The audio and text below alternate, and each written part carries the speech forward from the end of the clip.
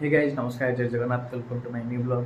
तो गाइज बहुत दिन पर आज ब्लॉग करुच्ची प्राय 4-5 मास पर बोधे कहीं मो पाखे सेमती किसी कंटेंट ही नाला मैंने ब्लॉग करार। आज ब्लॉग कहीं कली ना आज मुझे पूरी तो मुझे भाविली खाली खालीटार कौन पे जी तो गोटे ब्लॉग करदेवी तो से ब्लॉगटा करुच्ची। तो ये बाहरी जा टाइम आसिकी है 2:12 आपने देखिपे। तो आम ए बाहरी जीव कहीं पहुँचार अच्छी ना संध्या सुधा संध्या दर्शन करार अच्छी तो लेट करवानी बाहरी जा बाबारे देखिपे खरा के भाभी मेघुआ पाग देले पूरी जीव बोली खरा देती हाँ भाभी मेघुआ पाग तो खरा देला ना।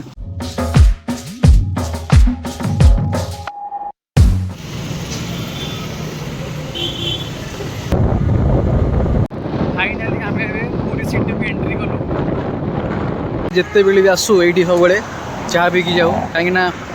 जो देखुए ये जो चाह टाँगर पूरा मस्त जिते बेले आसू पुरी रे आम आसिक बाट मांगल बेटे आसिक पहुँची जाइचु। तो जिते बड़े पूरी गला बेले माँ को दर्शन कर गले जावाक किसी असुविधा ही न था। फाइनाली आम आसिक पहुँची जाइचु श्रीमंदिर पाखे देखिपे कितने जाम अच्छी पूरा। तो आम जाइए गाड़ी पार्किंग करके भीतर को जीव आम आसिक श्रीमंदिर पाखे पहुँची जाइचु। तो देखिपे कि आम ये गाड़ी पार्किंग करके से आगे अच्छी फोन लकर अच्छी जोता स्टैंड अच्छी से आम थोकी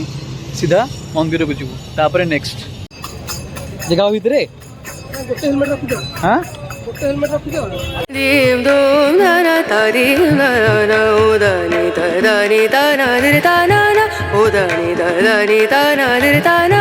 आम ए मंदिर दर्शन सारिकी बाहर को बाहरिलु। तो ये आम देखुए आम सब परिक्रमा करुँ मंदिर चारिपटे। तो केमती लगिला तो पूरा शांति लगे भगवान का दर्शन करियो आज सब आज फांका पूरा ना पूरा फांका थिला आराम से गलु आराम से दर्शन सरी आम जिते थर आसु मंदिर आज मैंने सब फांका पूरा पूरा फांका आराम से 2 मिनट रे गलु 2 मिनट रे पूरा बुलिक आसलु फांका काहे थिला कहीं चारि द्वार खुला है। हां तले बे कट जा एला में सी बीच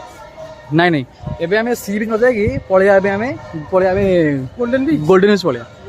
गोल्डन बीच फांका पूरा एटी टंका 20 टका देकी आराम से बसिया ना कोन हां तापर जा गोटे करिया चल जिया आ बेटा कोन खाई देबा भूख लागल खाई देबा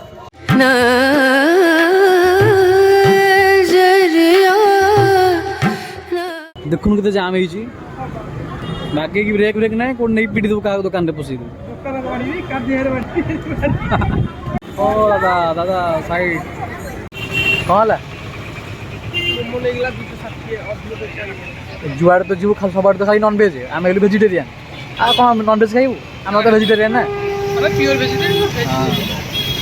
पूरी पूरी आसिक हमको नॉन वेज माने वेज मिलोनी हां कितना दाम जुआड़े देखिबू सब बाड़े नॉन वेज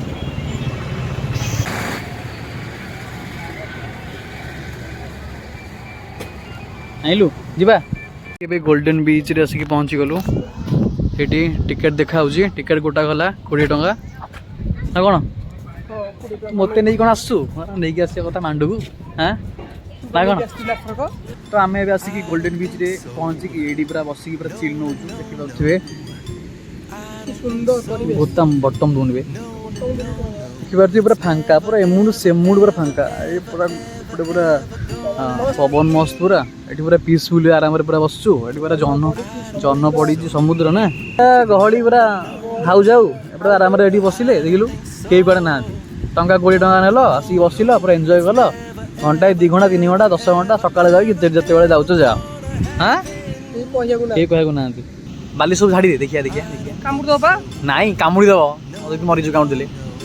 की कामुड़ जिबा अबे डिटे मारे कामुड़ला देखो ना भले पूरा बाली झाड़ूनु बोले भले पूरा बाली झाड़ी ताकू ध हां साबाइस ताकू मारी बुंदी न मरिबो नाही मरियो तो छाडवा ना बहुत कष्ट धरि छी देखिलु हां छाड़ दे Definitely nope,